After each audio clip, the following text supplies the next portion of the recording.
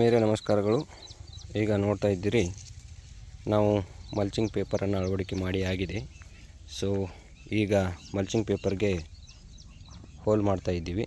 ಈ ಹೋಲ್ ಯಾವುದಕ್ಕಾಗಿಪ್ಪ ಅಂತಂತಂದರೆ ಗ್ರೀನ್ ಚಿಲ್ಲಿಯನ್ನು ಅಥವಾ ಹಸಿ ಮೆಣಸಿನಕಾಯಿ ಬೆಳೀಲಿಕ್ಕೆ ಮಾಡಿರ್ತಕ್ಕಂಥದ್ದು. ಹಸಿ ಮೆಣಸಿನಕಾಯಿ ಅಂತಂದರೆ ಉದ್ದು ಮೆಣಸಿನಕಾಯಿ ಅಂತ ಹೇಳ್ಬೋದು. ಸೊ ನಾವು ಬಳಕೆ ಮಾಡ್ಕೊಳ್ತಕ್ಕಂತಹ ಮಲ್ಚಿಂಗ್ ಪೇಪರು ಇದು ಪ್ರಮೋಷ್ನಲ್ ಅಲ್ಲ, ಯಾಕಂತಂದರೆ ಅಥರ್ವ ಕಂಪ್ನಿಯದು. ನಾನು ಈಗಾಗಲೇ ಇದನ್ನು ಬಳಕೆ ಮಾಡಿದ್ದೀನಿ, ಚೆನ್ನಾಗಿದೆ. ಇದರದ್ದು ವಿಶೇಷತೆ ಏನಪ್ಪ ಅಂತಂತಂದರೆ, ಇಲ್ಲಿ ನೋಡ್ತಾ ಇದ್ದೀರಿ, ಇಲ್ಲಿಂದ ಇಲ್ಲಿವರೆಗೆ ಕರೆಕ್ಟಾಗಿ ಏನಪ್ಪ ಅಂತಂದರೆ 1.5 ಫೂಟ್ ಆಗುತ್ತೆ. 1.5 ಫೀಟ್ ಏನಪ್ಪ ಅಂತಂತಂದರೆ ನಮ್ಮದು ಸಸಿಗಳು ಬಂದುಬಿಟ್ಟು ಅಥವಾ ಪ್ಲ್ಯಾಂಟ್ಸ್ ಬಂದುಬಿಟ್ಟು ಯಾವುದೇ ಕಾರಣಕ್ಕೂ ಕೂಡ ಇಲ್ಲಿ ವ್ಯತ್ಯಾಸ ಆಗಲಿಕ್ಕೆ ಕಾರಣವೇ ಇಲ್ಲ. ಒಂದು ವೇಳೆ ನಾವು ಪ್ಲೇನ್ ಆಗಿರ್ತಕ್ಕಂಥ ಮಲ್ಚಿಂಗ್ ಪೇಪರ್ ಹಾಕಿದ್ದೀವಿ ಅಂತಂತಂದರೆ ಯಾವುದೇ ಗುರುತಿರಲಿರ್ತಕ್ಕಂಥದ್ದು, ನಾವು ಅದಕ್ಕೆ ಗುರುತಿಗೆ ಏನಾದರೂ ಒಂದು ಮಾಡ್ಕೋಬೇಕಾಗ್ತದೆ. ಸೊ ಅದರ ಬದಲಾಗಿ ಇದು ಪ್ರಿಂಟೇ ಆಗಿರ್ತಕ್ಕಂಥದ್ದು ಕಾರಣದಿಂದಾಗಿ ನಾವೇನಪ್ಪ ಅಂತಂತಂದರೆ ನೇರವಾಗಿ ಇವುಗಳನ್ನು ಬಳಕೆ ಮಾಡ್ಕೊಳ್ಬಹುದು. ಇದು ಒಂದು. ಎರಡನೇ ವಿಷಯ ಏನಪ್ಪ ಅಂತಂತಂದರೆ, ಇದು 25 ಮೈಕ್ರಾನ್ ಅಂತಂದರೆ 25 ಮೈಕ್ರಾನ ಇದೆ.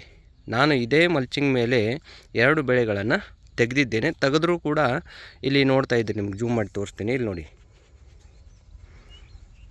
ಇಲ್ಲಿ ಇಟ್ಟಿದ್ದೀನಿ ನೋಡಿ, ಕಾಣಿಸ್ತಾ ಇದೆಯಾ? ಇಲ್ಲಿ ನೋಡಿ. ಎಸ್, ಇವುಗಳನ್ನು ನಾನು ಎಲ್ಲಿನೂ ಕೂಡ ಒಂದಿಷ್ಟು ಪೇಪರ್ ಜಮೀನಿನಲ್ಲಿ ಅಥವಾ ಅಡವಿಯಲ್ಲಿ ಉಳಿದಿಲ್ಲ. ಇದು ನೋಡಿ, ಕಲೆಕ್ಟ್ ಮಾಡಿ ಇಟ್ಟಿರ್ತಕ್ಕಂಥದ್ದು. ಇದು 2 ಬಂಡಲ್ಸ್ ಇದೆ, 2 ಬಂಡಲ್ಸ್ ಇದೆ. ಸೊ ನೋಡಿ, ಇದು ವಿಶೇಷತೆ ಏನು ಅಂತಂದರೆ, ಬೆಳೆ ಖಾಲಿ ಆದ ನಂತರ ಮೊದಲನೇ ಬೆಳೆ ಏನಪ್ಪ ಅಂತಂದರೆ ಗ್ರೀನ್ ಚಿಲ್ಲಿ, ಹಸಿರು ಮೆಣಸಿನಕಾಯಿ. ಎರಡನೇ ಬೆಳೆ ತೆಗೆದಿದ್ದು ಸೌತಿನ ಬಳ್ಳಿ. ಇಲ್ಲಿ ನೋಡ್ತಾ ಇದ್ದೀರಿ, ಓಕೆ, ಇಲ್ಲಿ ನೋಡ್ತಾ ಇದ್ದೀರಿ ಸೌತಿನ ಬಳ್ಳಿ. ಇದು ಎರಡನೇ ಬೆಳೆ ಈಗಿದೆ. ಅಲ್ಲಿ ಇದೇ ಜಮೀನಲ್ಲಿಯೂ ಕೂಡ ಇತ್ತು. ಸೊ ಅದನ್ನೆಲ್ಲ ಕಟಿಂಗ್ ಮಾಡಿಬಿಟ್ಟು ಅಡವಿಯನ್ನು ತಯಾರು ಮಾಡಿಕೊಂಡು ಮತ್ತು ಗ್ರೀನ್ ಚಿಲ್ಲಿಗೆ ನಾವು ಇದನ್ನು ತಯಾರು ಮಾಡ್ಕೊಳ್ತಾ ಇದ್ದೀವಿ. ಓಕೆ, ಸೊ ಇಲ್ಲಿ ನೋಡ್ತಾ ಇದ್ದೀರಿ. ಸೊ ಹೀಗಾಗಿ ನಾವು ಮಲ್ಚಿಂಗ್ ಪೇಪರನ್ನು ಇದೇ ಕಂಪ್ನಿ ತೊಗೊಳ್ರಿ ಅಂತ ನಾನು ಹೇಳೋದಿಲ್ಲ. ಈಗ ನಂದನ್ ಅವರು ಹೋಲ್ ಮಾಡ್ತಾ ಇದ್ದಾರೆ. ಇಲ್ಲಿ ತೋರಿಸ್ಬಿಡ್ತೀನಿ ನಿಮಗೆ. ನಾವು ಕಟರ್ ಸಹಾಯದಿಂದ ಮಾಡ್ತಾ ಇದ್ದೀವಿ.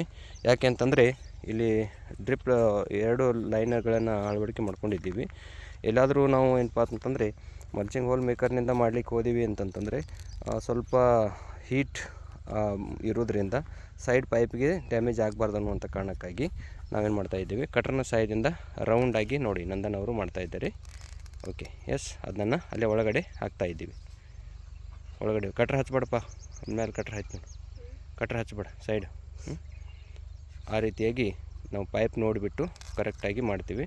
ಇನ್ನೊಂದು ಈಜಿ ಮೆಥಡು, ನಾವು ನೀರು ಬಿಟ್ಕೊಂಡು ಮಾಡಿದರೆ ಪೈಪ್ ಉಬ್ಬತ್ತೆ. ಆವಾಗ ಕೂಡ ನಾವು ಈಗ ಸರಿಯಾಗಿ ಪೈಪ್ ಕಾಣಿಸ್ತತ್ತೆ, ಮಾಡ್ಕೋಬೋದು. ಬಟ್ ಈಗ ಕರೆಂಟ್ ಇಲ್ಲ.